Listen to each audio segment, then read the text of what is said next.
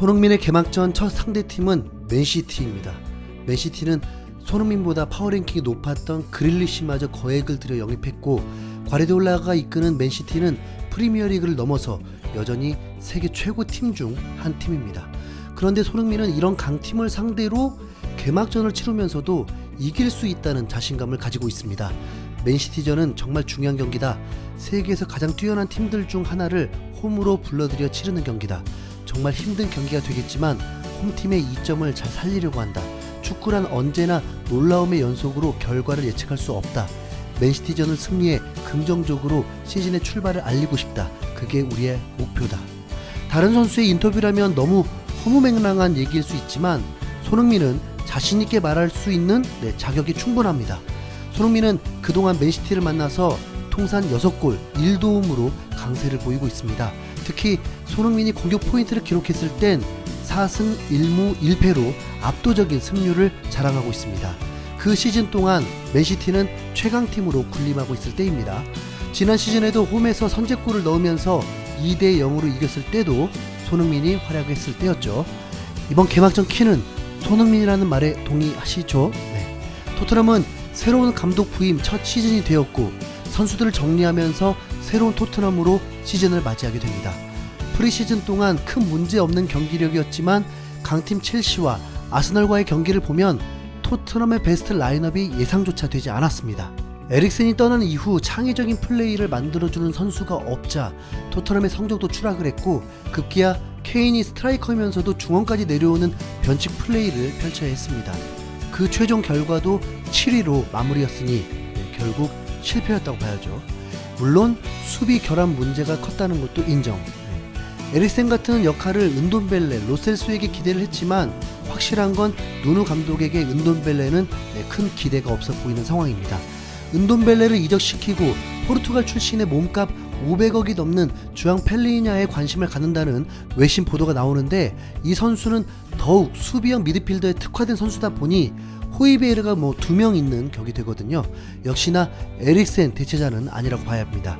로셀소는 기복이 심하다고 해야 할까요? 2년 동안 46경기 출전해서 1골 3어시스트로 기대에 부응하지 못하고 있습니다.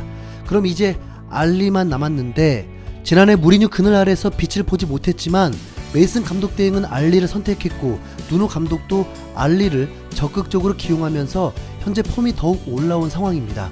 하지만 볼넷 데스크 라인에서도 알리와 에릭센은 공존을 했기 때문에 지금 토트넘은 그대로 에릭센 대체자가 없는 것과 다름없습니다. 프리미어리그는 최고의 공격형 미드필더가 있는 팀이 그냥 강팀입니다. 맨시티에는 데브라이너가 있고 맨유에는 페르난데스가 있습니다. 지난 시즌 5위로 추락한 레스터 시티도 틸레만스라는 선수가 이 팀을 이끌고 있습니다. 첼시에는 영국 국가대표 마운트가 있습니다. 영국 일간지 미러는 토트넘의 호이베르를 프리미어리그 최고 미드필더 7위에 올렸는데, 호이베르는 공격형 미드필더 스타일은 절대 아닙니다. 이런 상황에서도 토트넘은 수비 보강을 위해 아르헨티나 수비수 로메로 영입을 성사시켰고 공격 보강을 위해 힘쓰고 있지만 정작 미드필더는 큰 변화가 없습니다. 라이프치히의 자비처가 내년이면 계약이 만료되고 본인도 더 많은 연봉을 받길 원하고 있어서 이적설이 불거지고 있지만, 지난해에는 영입설이 있다가 지금은 아예 관심 받게 되었습니다. 현재 라이프치히 1년 남은 상황에서 재계약을 안 하는 건 확실히 되어 있고 주급 대폭 인상을 바라고 있는 상황이고 미넨과 접촉 중이지만 아직 모든 가능성을 열어두고 있습니다. 미드필더이면서도 골과 함께 많은 공격 포인트를 올리는 선수고 체력도 좋아서 좀처럼 부상도 당하지 않는 선수인데 왜 토트넘 이적 가능성 소식은 없어진 걸까요? 자, 그러다 영국 텔레그래프가 흥미로운 상황을 보도했습니다. 사우스햄튼 소속의 제임스 워드 프라우즈 선수를 영입 준비 중이란 소식입니다. 토트넘과 아스톤 빌라는 이번 주 EPL 경기가 끝난 뒤에 사우스햄튼 미드필더 제임스 워드 프라우즈 영입을 위해 움직일 준비를 하고 있다고 보도했습니다. 워드 프라우즈는 에릭센만큼의 창의적인 패스는 몰라도 킥력 하나만큼은 유럽 전체에서도 최상위권으로 평가받는 선수입니다. 거기다 체력이 좋아서 엄청난 활동량을 보여줍니다. 2시즌 연속 정경기 출전 선수입니다. 워드 프라우즈는 지난 시즌 프리킥으로만 6골을 넣었습니다. 지난 시즌 K는 프리킥 전담으로 단 한 골도 넣지 못했습니다. 토트넘의 단비 같은 소식이라고 할 수 있는데 운돈벨레를 보내기만 하면 오히려 남는 장사로 데려올 수 있는 금액입니다. 약 2,500만 파운드. 이상하죠? 이렇게 장점이 많다는데 왜 몸값은 낮을까요? 네. 체구가 좀 작습니다. 네. 문제는 워드프라우스가 사우스햄튼과 2025년까지 계약인데 이미 보낼 선수는 보내버려서 앞으로 프리미어리그 경기를 안 할 것도 아니다 보니 너무 큰 전력 누수가 된다는 것이고, 또한 아스톤빌라가 그릴리시를 맨시티로 보내면서 자금이 많이 축적되었다 보니까 아스톤빌라도 워드프라우스를 노리고 있다는 것입니다. 분명 유명한 최고의 공격형 미드필더라고 볼 수는 없지만 토트넘에 꼭 필요한 선수라고는 느껴지는데요. 토트넘은 그래도 공격의 변화를 주려고 하고 있습니다. 이미 프리미어리그 KBS 최고 공격 라인을 경험하고도 결과를 못 냈는데 새로운 공격수가 오면 어떤 변화가 있는 걸까요?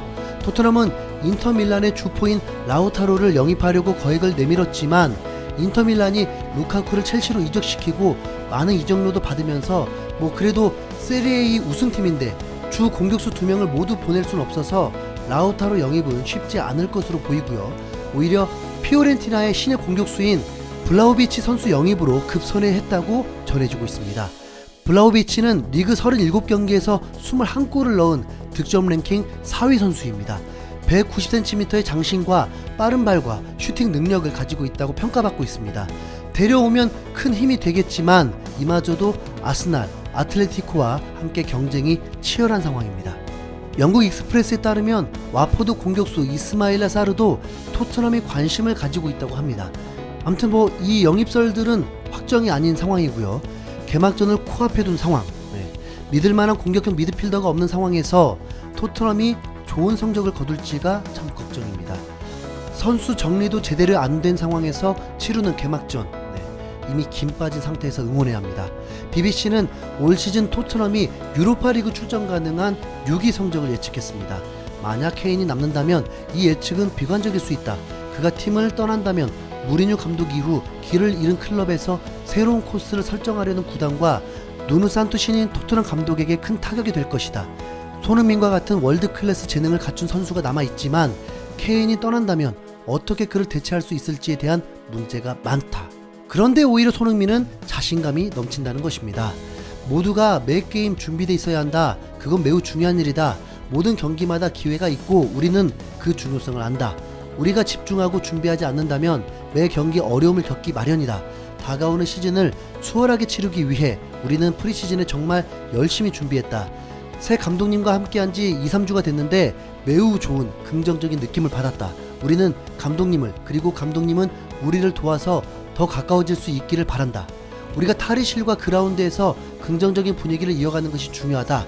때때로 우리는 이런 기분을 잊어버리지만 지금 우리는 이 긍정적인 느낌을 가지고 있다. 우리가 큰 성과를 얻어낼 수 있다고 믿는다. 사실 전력이 좋다고 해서 무조건 승리하는 건 아니죠. 선수들이 정말 하나가 되면 그게 최고의 팀인 것입니다. 케인 없이도 맨시티를 무너뜨린 경험처럼 개막전 많은 관중들 앞에서 승리로 장식해 주길 바래 봅니다. 손흥민!